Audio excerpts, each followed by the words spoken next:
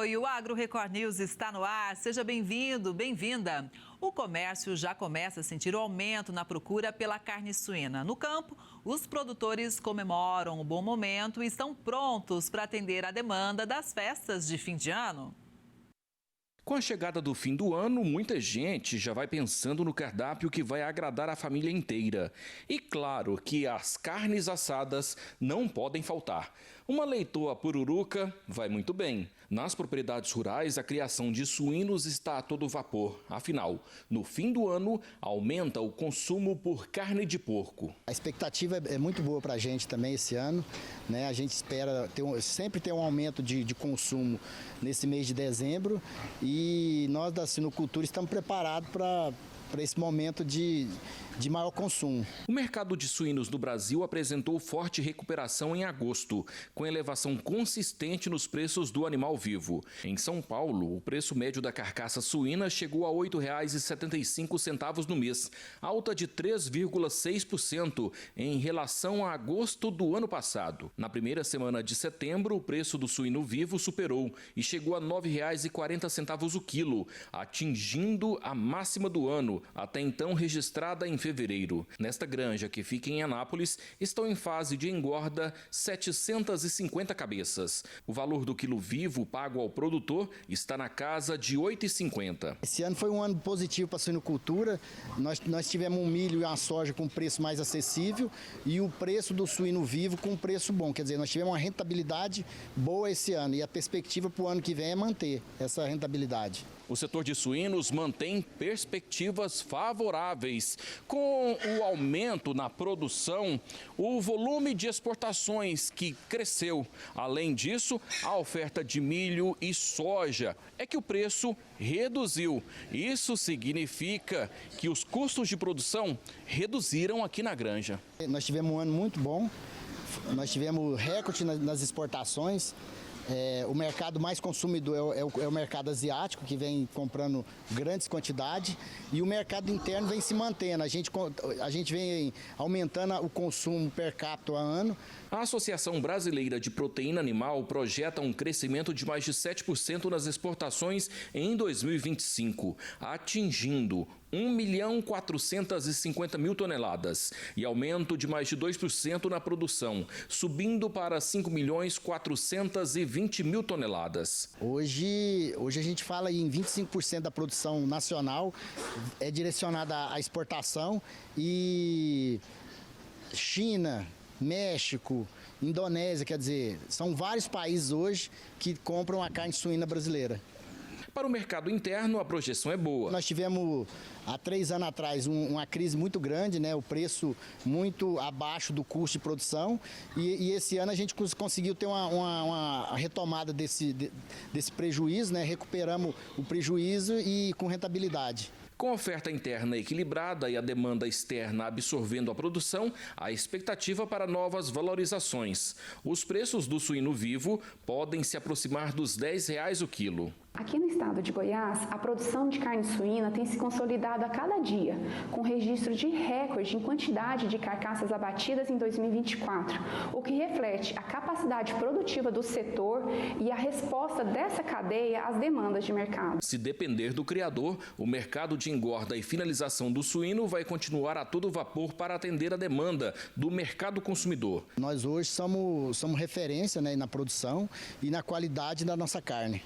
A Associação Brasileira de Proteína Animal trouxe boas notícias que confirmam a força do nosso agronegócio. O Brasil está fechando 2025 com projeção de recordes na produção, consumo e exportação de ovos e das carnes de frango e suína. Segundo a BPA, o setor demonstrou resiliência com índices positivos em todas as áreas. De acordo com as projeções, a produção de ovos deve superar a marca de 62 bilhões de unidades em 2025, um salto de quase 8% em comparação ao ano passado. Para 2026, são esperados 66 bilhões e meio de unidades produzidas. A carne de frango deve atingir 15 milhões 320 mil toneladas, 2,2% 10% a mais que em 2024. Para o ano que vem, é esperado um crescimento com até 15 milhões e 600 mil toneladas, o que representa um aumento de 2%. O consumo interno da carne de frango também deve aumentar, com disponibilidade de 10 milhões e 100 mil toneladas, número 1,2% maior em relação ao ano anterior. Já para a carne suína, a produção nacional estima 5 milhões 550 mil toneladas, um crescimento de 4,6% em comparação com o ano passado. Para 2026, a produção é estimada em 5 milhões e 700 mil toneladas, com crescimento percentual de 2,7%. Na exportação, o Brasil deve embarcar cerca de 1,5 toneladas, um avanço de 10% nos envios internacionais. Cada vez mais, a carne suína conquista espaço na mesa dos brasileiros, chegando a 19 quilos por pessoa esse ano. Os produtores de manga de Pernambuco devem sentir alívio nas exportações da fruta, depois que os Estados Unidos anunciaram a retirada da tarifa de 40% sobre alguns produtos brasileiros. A medida vai impactar a economia do estado. As mangas produzidas no Vale do São Francisco devem voltar com mais força ao mercado dos Estados Unidos. Agora, com a retirada da tarifa de 40% sobre os produtos brasileiros. Antes da taxação, os produtores de manga exportavam 253 mil toneladas da fruta e geravam cerca de 348 milhões de dólares por ano, ou seja, aproximadamente 1 bilhão e 900 milhões de reais. É uma vitória enorme, grande, de muita luta para que essas frutas cheguem nos Estados Unidos com qualidade, sustentabilidade e com o sabor que o mundo merece. Para os produtores do Vale do São Francisco, o fim da taxação das frutas traz um alívio, depois de 3 meses de perdas e de preocupação.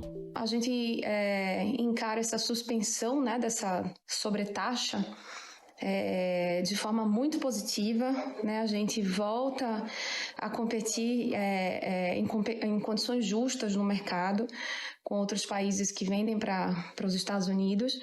E a gente volta a ter fôlego, A gente ganha novamente esperança com um cenário agora de mercado mais justo. Além da manga, a medida publicada pela Casa Branca beneficia carne bovina e outros produtos. São mais de 200 itens na lista de taxação.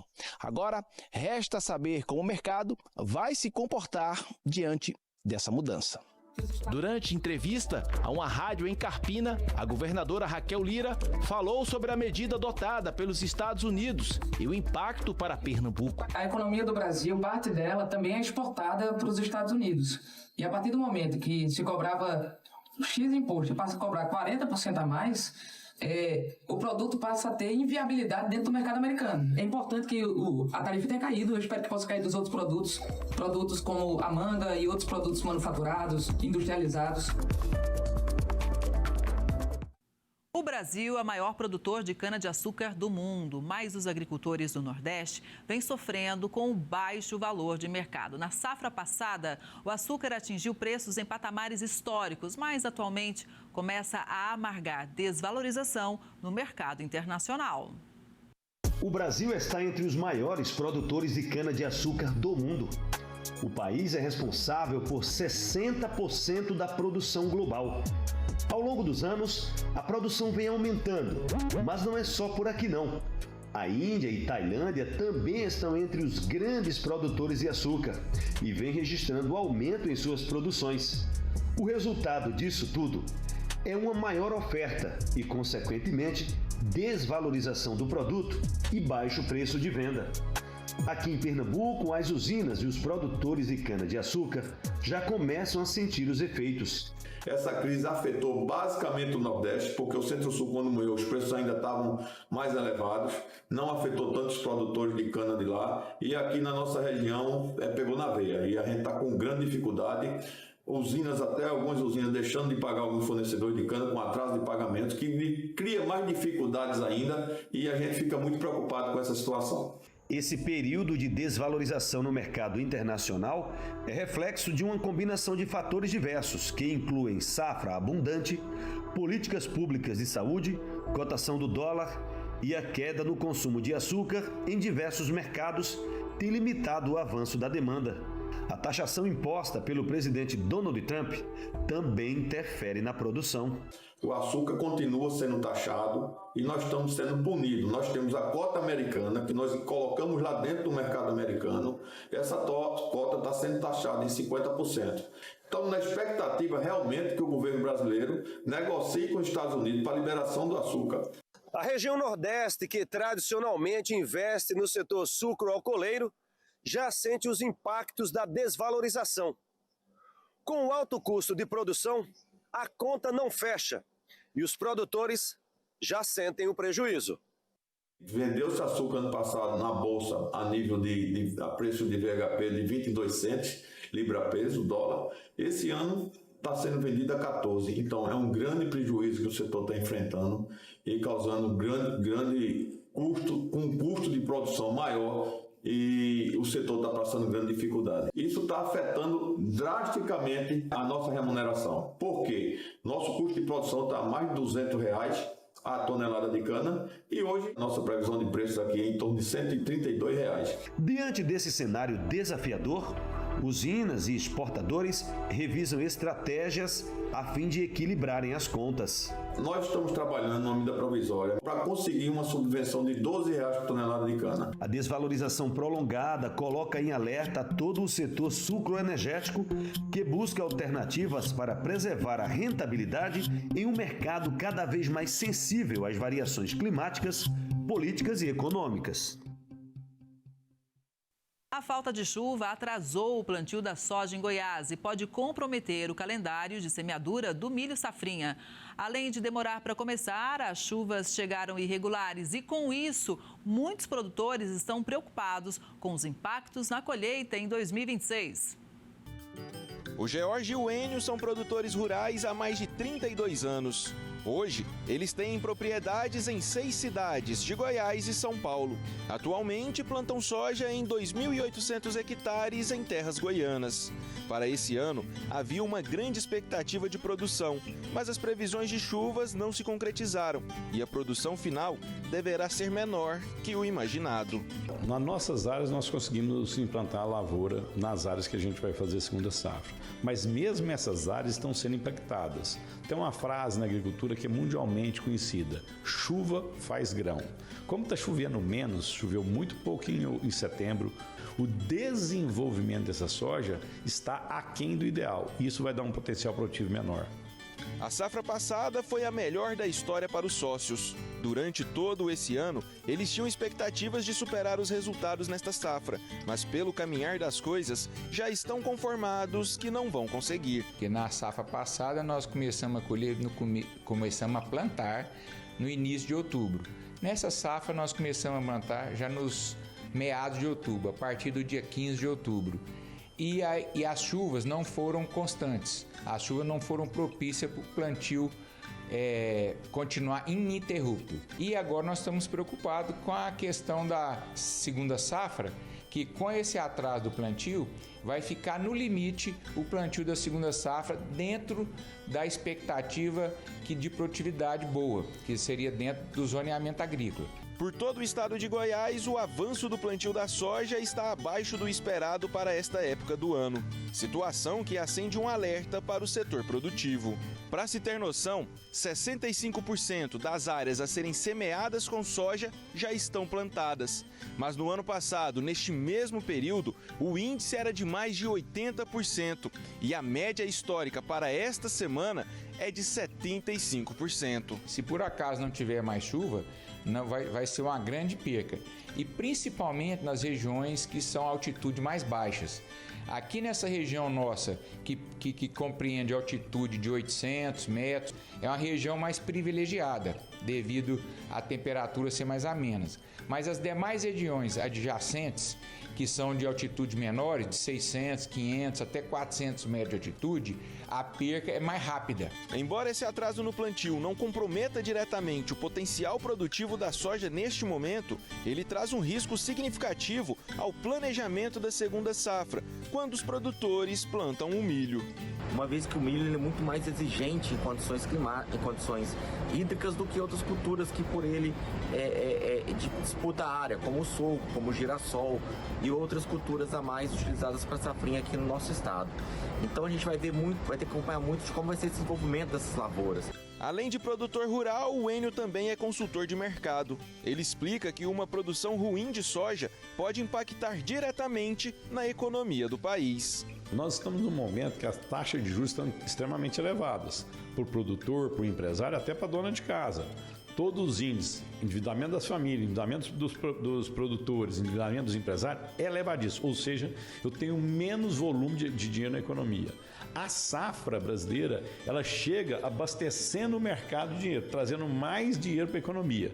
Com essa safra menor, é menos estímulo à economia, nós vamos ter dificuldade de crescer. A alternativa é o governo cortar juros para tentar compensar isso. Agora, se ele corta juros, a gente pode ter a inflação voltando. Então, nós vamos ter um ano de 2026 desafiador.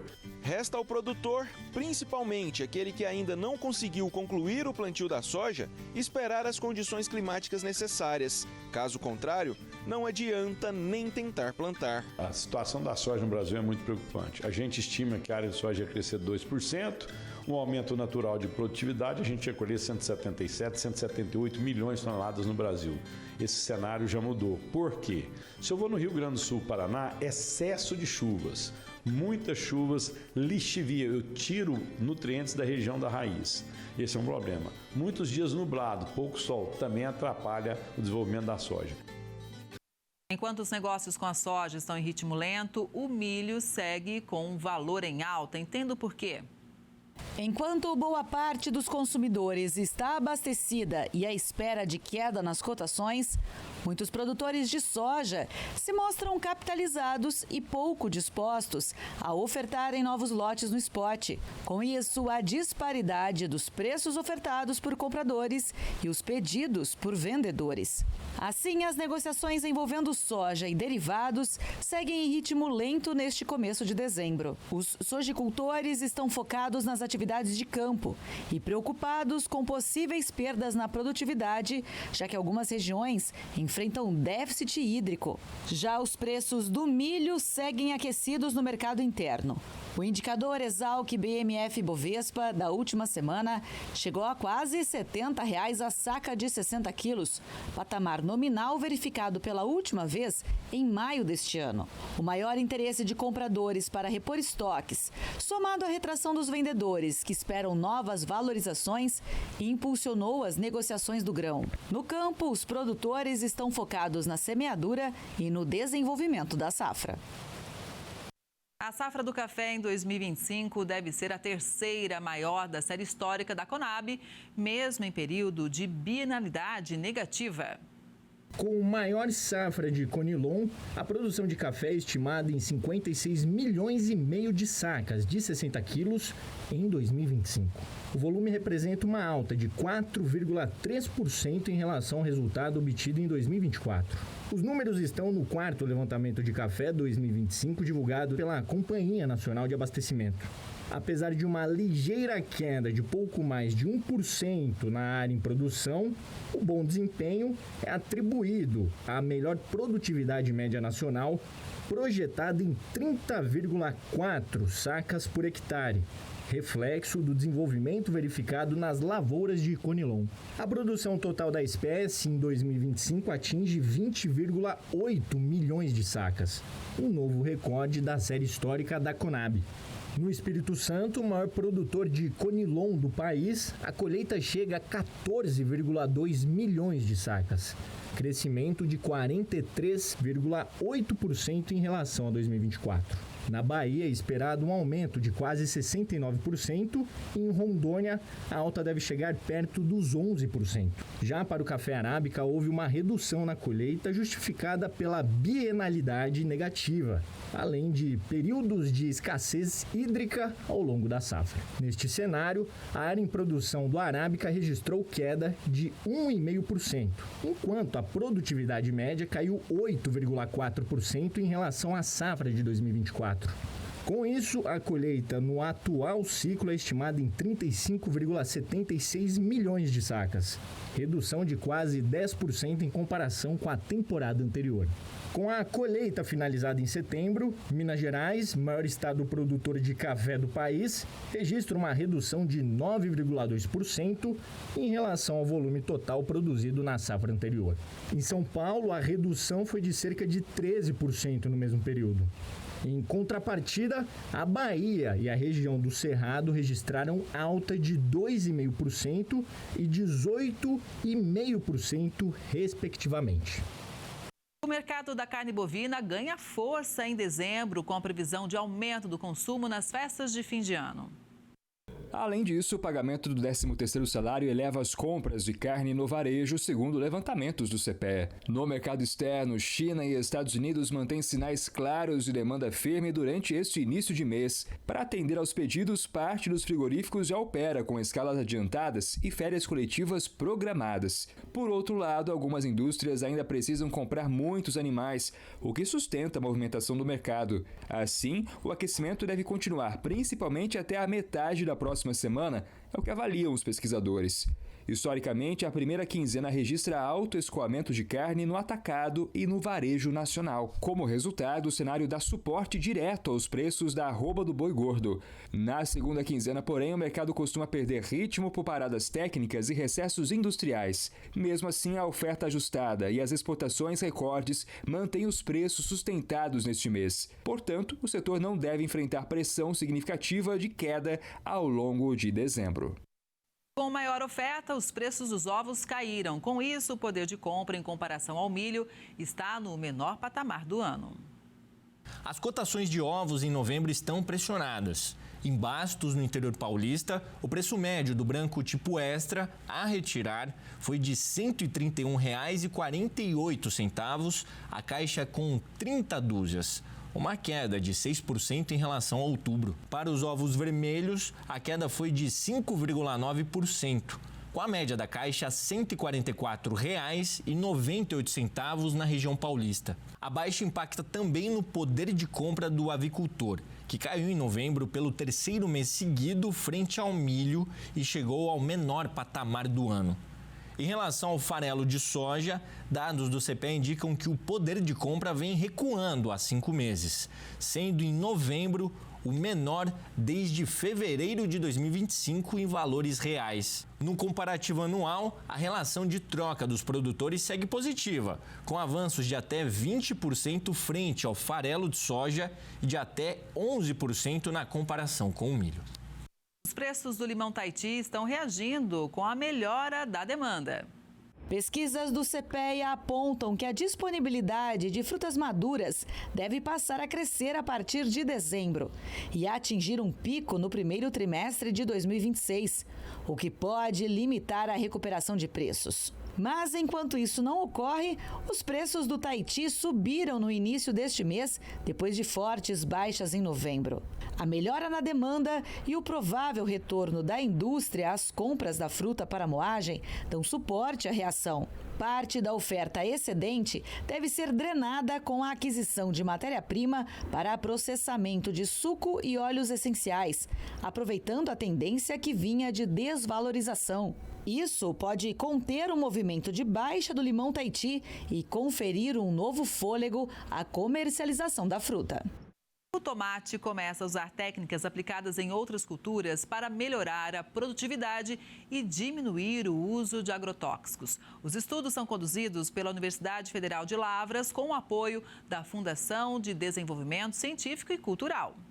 A técnica da enxertia consiste em unir duas plantas diferentes para que elas cresçam como uma só, combinando as características desejadas de ambas. Essa técnica é muito comum em culturas como uva e citros, e na Universidade Federal de Lavras, a UFLA, está sendo aplicada ao cultivo de tomates. Esse projeto ele faz parte de um projeto macro, em que a gente tem parcerias com uma empresa de semente com o suporte da Fundec, que é um órgão que está aqui na Universidade Federal de Lavras. E também, claro, a Universidade Federal de Lavras. Dentro desse projeto macro, nós temos também tomates italianos. Nós trabalhamos também com tomate tipo salada e com tomate tipo grape. O grape é mais para estufa e os outros dois que eu falei é campo aberto. Segundo o coordenador da pesquisa, professor Sebastião Márcio de Azevedo, especialista em melhoramento genético de hortaliças, a enxertia de tomate está se consolidando como uma tecnologia inovadora no país. É uma solução moderna, sustentável, com a intenção do plantio em larga escala em campo aberto. A técnica de enxertia, ela já existe para outras espécies de plantas, por exemplo, as fruticultura, né? E no tomate já existe também no Brasil, mais voltado para a estufa agrícola, para greenhouse, por causa de doenças de solo. Justamente mais para resistência a doenças de solo, como nematóides, Haustonia solanacearum. Mas no caso nosso, nós estamos propondo um projeto diferenciado para enxertia. E aqui, por exemplo, nós estamos fazendo os cruzamentos para obter novos porta-enxertos que vão ser testados a nível de campo aberto. A técnica busca, entre vários benefícios, mais segurança para o produtor e também o aumento de produtividade. Em campo aberto, ele vai servir também para essa resistência à doença, mas o objetivo é outro, é buscar vigor, produtividade, aumentar a produtividade e também precocidade e qualidade de fruto. Tudo isso é possível em campo aberto. Além de aumentar a produtividade, a técnica da enxertia deixa a planta mais resistente e, com a planta mais resistente, pode-se utilizar menos defensivos agrícolas. A gente quer levar para o produtor, né, um produto mais saudável, com menos necessidade de produto químico, um produto que tenha resistência a doenças de solo e que traga ao mesmo tempo qualidade de fruto, resistência também a doenças a nível de solo e também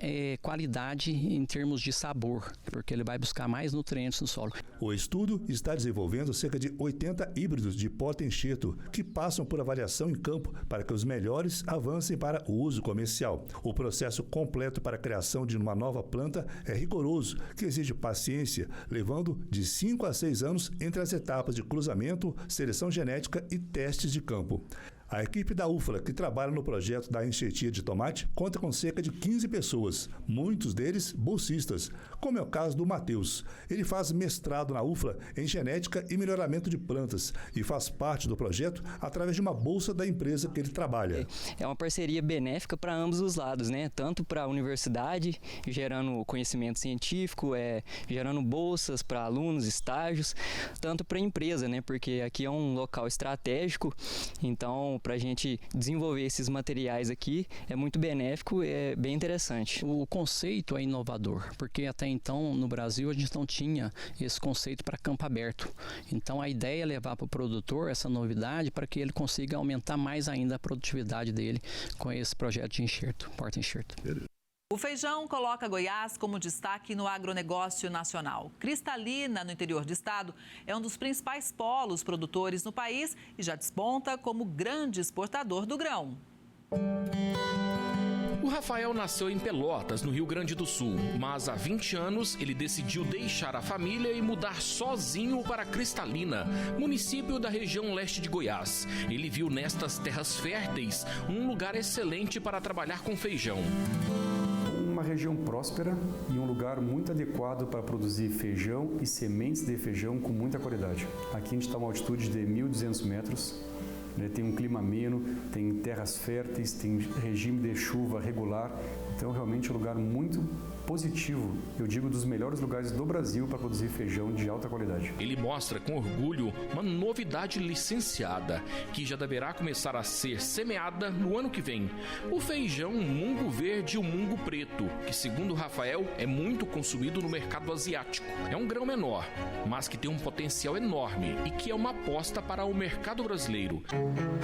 O trabalho aqui não para. Todo mundo rala muito para garantir a melhor qualidade do feijão, com a classificação ideal, livre de impurezas, mas se engana que o feijão é voltado só para o consumo, ou seja, para embalar e vender nos supermercados. A sementeira tem um foco de mercado diferente. Hoje no Brasil, em média, 20% são de semente fiscalizada, né? Semente certificada de origem. Os outros 80% são de semente sacaria branca, semente salva, produtor que guardou seu grão para o replantio. Thaísa trabalha todo dia analisando os lotes de feijão que chegam na unidade industrial. Aqui a gente está fazendo a avaliação, se tem dano por embebição, dano mecânico, percevejo, umidade. A gente tira a umidade, aqui eu dou a nota, se é um grão que ainda vai ser bom para semente, e a gente faz toda essa análise antes de mandar para o produtor. Isso significa que as sementes comercializadas são certificadas, ou seja, é um importante fator de incremento na produtividade e na qualidade nas lavouras de feijão. Além disso, as sementes com certificação podem evitar o prejuízo com o replantio, já que atualmente 15% das lavouras de feijão no Brasil são replantadas por problemas nas sementes. E tem outros benefícios, como germinação garantida, maior resistência à seca e às doenças. A produção de feijão em Goiás segue em ritmo positivo e deve alcançar na safra 2024-2025 o melhor resultado desde o ciclo 2020-2021. Segundo uma análise de inteligência de mercado agropecuário da Ceapa Goiana, com base nos dados da Conab, a estimativa é de que o estado produza 303.100 toneladas do grão, resultado impulsionado por um aumento expressivo na segunda safra e pela adoção de tecnologias e boas práticas agrícolas no campo. E quando analisamos o cenário brasileiro, os engenheiros agrônomos garantem que o Brasil poderá produzir mais esse grão tão importante na nossa alimentação.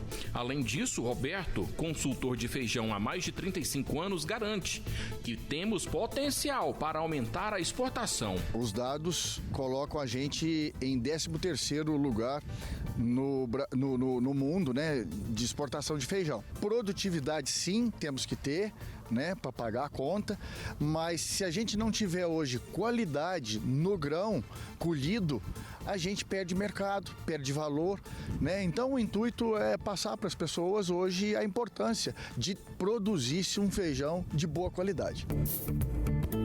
Se tudo continuar melhorando, com produtores que busquem mais assertividade no cultivo, Goiás deverá se manter como o 4º maior produtor de feijão do país e o 2º com maior rendimento médio das lavouras, com 2,5 toneladas por hectare. Nós estamos aqui numa área grande de lavoura, por onde se olha nessa região tem plantações. O Daniel, ele é empresário do agro. Daniel, explica pra gente por que essa região de Cristalina tem tanto potencial, ressaltando que nós estamos acima de 1.200 metros a nível do mar, ou seja, uma altitude muito alta e o potencial aqui é enorme. Enorme, Leonardo. Poucas pessoas sabem, mas Cristalina é a área mais irrigada da América Latina. Não é do Brasil, nós estamos falando da América Latina. Por quê? Porque aqui nós temos um conjunto, né, de clima, de solo e de altitude. E de também, graças a Deus, muita chuva. Aqui nós temos a capacidade de fazer 3 safras. Por quê? Porque é uma área muito irrigada e você vê aqui muitos chapadões, uma área muito plana, né, favorecendo os produtores, todas as pessoas, né, o ecossistema do agro. E que o feijão continue fazendo parte do nosso dia a dia, já que não pode faltar junto com o tradicional arroz. E tudo indica que o futuro é promissor e que Cristalina poderá aumentar ainda mais a produção desse grão tão importante para a alimentação da população mundial. Onde o Brasil entrou se destacou, na carne, na soja, no milho, no frango, e o Brasil vai ser logo o maior exportador de feijão do mundo. Mato Grosso não é um grande produtor de batata doce, mas alguns produtores apostam sim na cultura. Um casal do Paraná deixou o que tinha no sul e hoje se dedica ao cultivo da batata doce em Campo Verde, no Centro-Oeste. O amor pela batata doce começou quase que por acaso. Ele, filho de agricultores, carregava no bolso a sabedoria deixada pelo pai. Ela, movida pela curiosidade, descobriu na terra um caminho de partilha e parceria. A gente é do Paraná, região de Campo Mourão. Viemos para cá, para Agrovila, em 86 aqui, direto do Paraná para cá, que era tudo cerrado. Não tinha nada aqui, que tudo era mato. A única coisa que tinha que fazer era plantar alguma coisinha, né? O manejo mistura tradição e modernidade. O trator virou aliado para preparar a terra mais rápida. Mas o coração do trabalho continua sendo o manual da limpeza da área à colheita. A gente comprou o trator, né? A gente já tinha um, daí compramos mais outro e aí aumentando, compramos minerador. A gente não tem lavador também, não tem a plantadeira, a gente planta tudo manual, né? Planta e colhe manual. A plantação é dividida. De um lado, a parte irrigada, onde a água garante crescimento uniforme. Do outro, a área que espera pela chamada chuva de Deus. Aqui, cada broto é uma aposta e cada safra uma lição de paciência.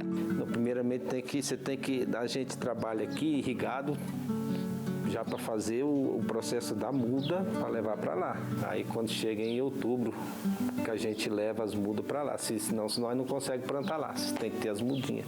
Hoje vamos dizer assim, 5 hectares. 3 lá e 2 aqui irrigadas, né, direto. Esse ano passado a gente plantou 7 hectares, que depende da chuva, né, de Deus, né. Aqui não, aqui tem bomba ligada, né, daí fica mais caro, então a gente produz menos, a gente planta menos aqui, né. Na faixa de 4, 5 mil caixas por ano. E quem vive da terra sabe, o mercado oscila. Tem ano que o preço da batata doce anima, tem ano que aperta. Para continuar, o casal precisou se reinventar. Mudou variedades, diversificou a venda, buscou novos compradores. E qual que é a espécie de batata que o senhor planta? Batata roxa, aquela roxa. O senhor já tentou plantar outra e não deu certo? O que aconteceu? Não tem venda, né? Não tem consumo, muito pouco. Qual que é o mercado do senhor hoje? O senhor vende aonde? Só em Campo Verde? Campo Verde e Cuiabá. O toque final de qualidade nas batatas doces que chegam ao mercado é da dona Helenice. Lá é planta, colhe, lava e entrega. Tem que deixar tudo lavadinho para entregar no mercado? Tudo lavado. Daí a gente usa o esguincho, né? Tem o esguinchozinho e regula ele para não descascar, né? E lava uma a uma, pega uma a uma. E demora quanto tempo isso? Quando pega lavando na parte da manhã, é a manhã inteira. Para lavar aí 50 caixas, 60 caixas. Entre tecnologia, tradição, suor e esperança, o que sustenta essa história é o mesmo que sustenta a raiz que eles cultivam, a profundidade. Porque no campo, cada colheita começa muito antes. Começa na fé, na força e na vontade de seguir.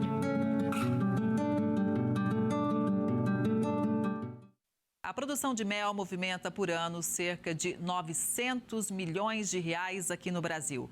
Os números são do IBGE e mostram o potencial de regiões como o interior paulista. São José do Rio Preto, no noroeste do estado, tem implementado uma política de incentivo ao desenvolvimento da atividade. Davi montou esta criação de abelhas dentro do asilo de Schmidt. Ao contrário do que muitos pensam, elas não oferecem risco, já que não possuem ferrão. Começou por causa de um idoso que nós acolhemos, que conhecia as abelhinhas. Aí eu peguei e comecei a trazer uma caixinha, trazer outra e peguei o gosto pela coisa. Ele conta que também possui criação de abelhas em uma propriedade rural. Além da extração do mel, elas ajudam na produtividade da lavoura. Funcionou muito. Eu tinha os apicultores que colocavam as abelhas na fazenda, não usavam os inseticidas na hora da polinização. Eu ajudava eles me ajudavam e aumentava bem a produção. Outro criador de abelhas é Rafael. Ele realiza o serviço de resgate delas, que é a retirada das colmeias de lugares públicos ou residências onde não são bem-vindas. Já criava desde pequeno, que meu pai tinha uma caixinha de jataí, e uma vez eu me deparei com um enxame que estava em apuros, né? Assim, o caminhão passou numa estrada de uma chácara e remoeu a terra e o enxame ficou exposto. Aí eu fui lá com uma caixinha, capturei ele, coloquei na caixinha tudo e comecei a fazer, vi que não tinha ninguém aqui na cidade que fazia esse projeto assim, de resgate de abelhas. Então hoje em dia todo enxame que a prefeitura vai fazer uma remoção de árvore ou de alguma coisa, eles me chamam, eu vou lá e resgato as abelhas. E se engana quem pensa que o único alimento que tem ligação com as abelhas é o mel. Segundo um levantamento do Ministério da Agricultura e Pecuária, 76% das plantas que produzem alimentos no Brasil dependem da polinização de animais para essa produção, especialmente as abelhas. A gente tem 3 grupos de plantas, que assim, se não houver abelha, a produção é muito baixa ou zero. É o caso de melão, de maracujá, de maçã. Nós temos as culturas beneficiadas, que produzem, mas a produtividade aumenta muito com a presença das abelhas em relação à ausência das abelhas. Aí você pode considerar café, você pode considerar citros, você pode considerar soja, inclusive.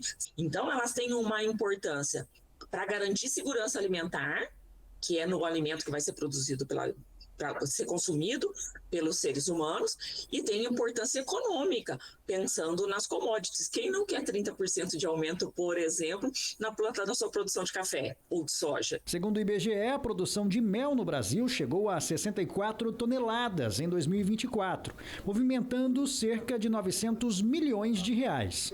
São Paulo é o 6º colocado entre os estados brasileiros produtores do alimento. Nós temos uma perspectiva, estudos que mostram que o Brasil tem capacidade ainda para aumentar muito mais a produção de mel e fazer atendimento tanto do mercado interno quanto do mercado externo. Por conta da nossa flora, por conta da diversidade de plantas que a gente tem, ele é considerado um mel de muito melhor qualidade, né, em termos nutricionais, do que mel de outros países. O brasileiro ele tem o costume de achar que o mel é remédio. Só toma quando ele está gripado, está com uma garganta arranhando, alguma coisa. E erroneamente, né, porque o mel é um alimento, o mundo inteiro trata o mel como alimento. Os estudantes de uma escola municipal em Miraporanga, Minas Gerais, quase todos filhos de produtores rurais, colocam em prática na escola o que já aprendem em casa. Planejam o plantio, preparam o solo, cuidam da horta e ainda levam o que produzem para a família. Um trabalho simples, mas que fortalece a agricultura familiar e transforma aprendizado em alimento. A cenoura já está no ponto de ser colhida. A beterraba também. Dá gosto de ver. É uma sensação muito boa, de ver uma coisa que a gente plantou crescer e então é orgulho pra gente. E é bem difícil, tem vezes que é bem difícil arrancar também. A horta, que produz cebolinha, alface e várias outras hortaliças, foi plantada pelos estudantes desta escola em Miraporanga. Um projeto que ensina desde cedo sobre a produção de alimentos e os cuidados com o meio ambiente.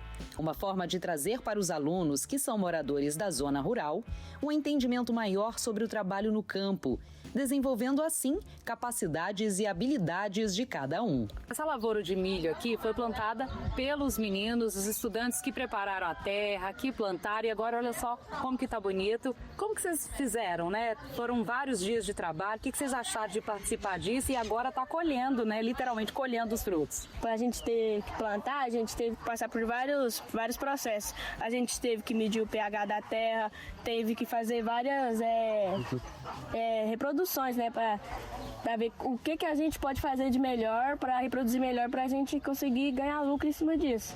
A gente consegue levar isso para a sala de aula, que nem quando esse milho começar a produzir, a gente vai fazer contas, tipo essas coisas, conseguindo levar isso para a sala de aula. Planejamento de plantio, preparo de solo, controle de pragas. São alguns dos temas trazidos para as aulas no campo. O cultivo é acompanhado pelos técnicos e monitores capacitados, que vêm despertando nesses meninos e meninas a paixão pela agricultura. Para além, né, do caderno, para além do quadro, eles têm a vivência, eles conseguem vivenciar isso e muitos, né, eles até ensinam também, né, porque muitos professores às vezes não têm esse conhecimento prático, né, do contexto de vida do campo, e eles acabam trazendo isso e ensinam também para a comunidade, para os professores. E não é só a horta, não. Aqui no terreno, que fica ao lado da escola, também tem a agrofloresta, com um pomar bem diversificado. Olha só o tamanho da manga. Com a ajuda dos professores, os estudantes plantaram abacaxi, banana, acerola e outras espécies que já começaram a dar frutos. Para ajudar na adubação, fizeram uma composteira. O lixo orgânico vem para cá e para este biodigestor, exemplo de economia circular. Nada se perde por aqui. eles já têm uma vivência, uma experiência com a terra. Tudo que é produzido aqui é compartilhado com a comunidade e com a escola. Eles fazem parte da agricultura familiar que chega até a nossa escola, que nós temos um cardápio, e esse cardápio feito por uma nutricionista chega até a mesa dos nossos estudantes e também para os hospitais, para várias outras instituições. Então essa riqueza, ela chega no nosso currículo também. Parte dos alimentos usados para fazer a merenda sai desta cooperativa, que fica a poucos quilômetros da escola. São 80 famílias produzindo cerca de 15 toneladas por semana. Tem abóbora, tomate, cultivados pelos familiares dos alunos. Gente como Juarez, pai do Miguel, que se diz orgulhoso por manter o ofício passado de pai para filho. Eu sou de uma família de agricultores, né? Meu avô era camponês, meu pai camponês, e a gente também resolveu vir para o campo. Só que nós era muito mais da classe trabalhadora, então a gente ficava migrando de local. Hoje a gente tem a oportunidade, o espírito da gente viver, a gente já está aqui há 20 anos, então o Miguel nasceu aqui, está com 10 anos, então a gente só conhece aqui, conhece o campo. Então para mim é a melhor educação, a melhor forma de viver, então para mim é importantíssimo. Enquanto vai criando esse laço, ter permanecer no campo é extraordinário.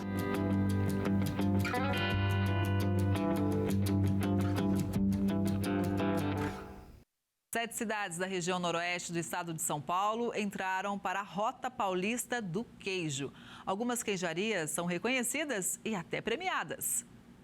Os queijos produzidos nesta propriedade em Urupês se destacam pela cremosidade e pela casca bem formada. Cada peça passa por um processo de maturação controlado que deixa o sabor intenso e a textura marcante. É um trabalho artesanal, paciente e preciso que transforma o leite fresco em produtos de alta qualidade. Nós começamos a produzir em 2022, de maneira informal, aqui na cozinha da nossa propriedade, para poder agregar valor ao leite. Começamos a fazer os testes, o pessoal foi gostando e foi o ano passado que nós conseguimos legalizar através do CISP artesanal. Essa produção artesanal tem ganhado reconhecimento em todo o Brasil. Em 2025, o queijo Bambu, esse mais amarelado, recebeu 2 medalhas, uma de ouro e outra de bronze, em um dos principais concursos do país. Já o queijo Nevoeiro garantiu a medalha de ouro no Prêmio Queijo Brasil 2025. Resultados que colocam a produção de Urupês entre as mais premiadas da atualidade. Esse ano nós ganhamos medalha de ouro também no Prêmio Queijo Brasil, só que aí nós levamos o queijo Nevoeiro. É um queijo de casca florida, natural, que ainda também está em fase de elaboração de rótulo. Esse queijo ainda não está legalizado oficialmente pelo CISP, né, porque está em fase de rotulagem, mas acredito que até janeiro vai sair a liberação. Foi uma surpresa também a vitória dele? Foi uma surpresa também. Hoje nós temos, nessas rotas do queijo de São Paulo, 77 municípios. São 102 queijarias, 8 rotas organizadas e estruturadas em todo o estado. E todo esse trabalho artesanal que começa aqui no campo, agora ganha visibilidade na Rota do Queijo Paulista. O projeto, criado pelo governo do estado, coloca o Noroeste Paulista entre os destaques da gastronomia rural. Estamos muito felizes por fazer parte da Rota do Queijo. Então, é mais uma coisa para agregar, né, valor aí ao nosso produto, um diferencial na nossa propriedade. 7 cidades da região passaram a integrar o projeto Rotas do Queijo do governo de São Paulo. Uma iniciativa que quer valorizar e fortalecer a produção queijeira do estado. A produção do queijo em Urupês é feita em um ambiente planejado para garantir padrão sanitário e controle em cada etapa. O processo começa pela pasteurização do leite, depois a massa é formada, cortada e enformada. De lá, os queijos seguem para a maturação, que define o sabor e a consistência final do produto. Nós estamos permitindo que esse turista ele participe de degustações, oficinas e outras experiências queijeiras extraordinárias. E isso tende a aumentar a permanência dos turistas nestas regiões rurais. O leite utilizado nos queijos vem de 16 vacas em lactação criadas na própria propriedade.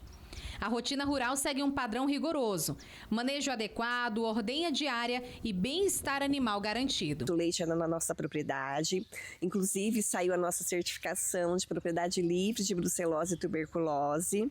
As vacas são todas criadas a pasto e são livres, né? Então dá todo esse diferencial aí no sabor do queijo. A expectativa agora é conquistar ainda mais prêmios em 2026. E quem quiser conhecer de perto essa produção vai ter novidades.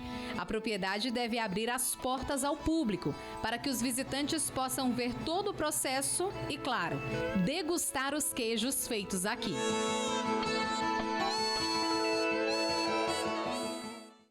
O Agro Record News de hoje vai ficando por aqui. Obrigada pela sua audiência. A gente se vê no próximo programa, combinado? Até lá!